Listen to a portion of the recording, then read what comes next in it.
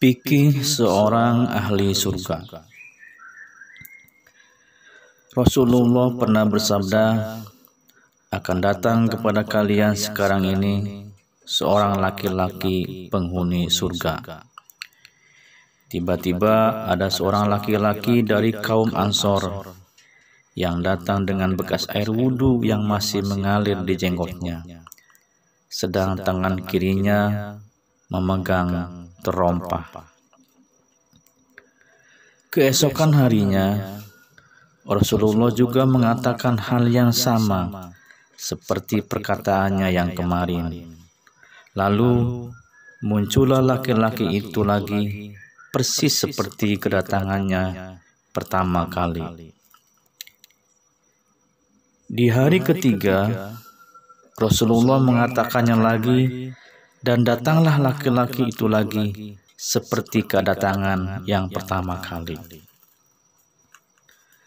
Setelah Rasulullah beranjak, Abdullah bin Amr bin As membuntuti laki-laki tadi sampai ke rumahnya.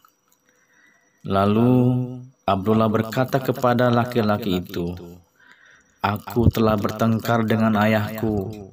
Kemudian aku bersumpah untuk tidak mendatanginya selama 3 hari.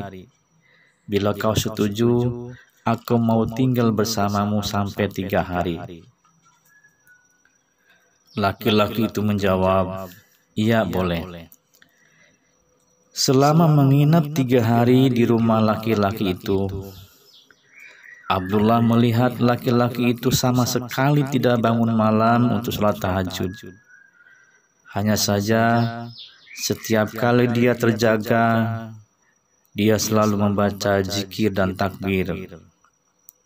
Selain itu, Abdullah tidak pernah mendengar darinya berbicara kecuali yang baik-baik.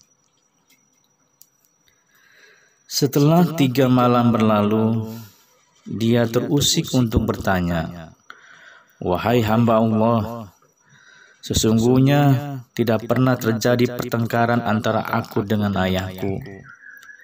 Aku hanya mendengar Rasulullah berkata tentang dirimu 3 kali, bahwa akan datang kepada kalian sekarang ini seorang laki-laki penghuni surga, dan sebanyak 3 kali itulah kau yang datang.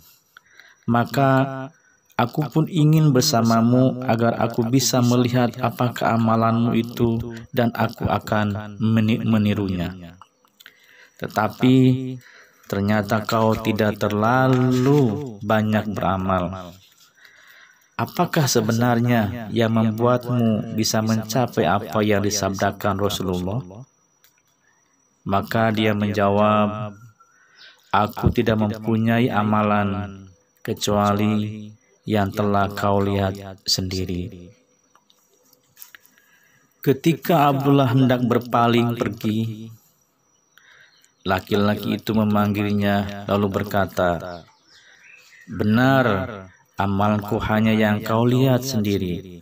Hanya saja aku tidak mendapatkan pada diriku sifat curang terhadap seorang pun dari kaum muslimin. Aku juga tidak iri pada seseorang atas karunia yang telah diberikan oleh Allah kepadanya." Maka Abdullah bin Amr berkata, "Inilah amalan yang telah menyampaikanmu pada derajat tinggi, dan inilah yang berat untuk kami lakukan."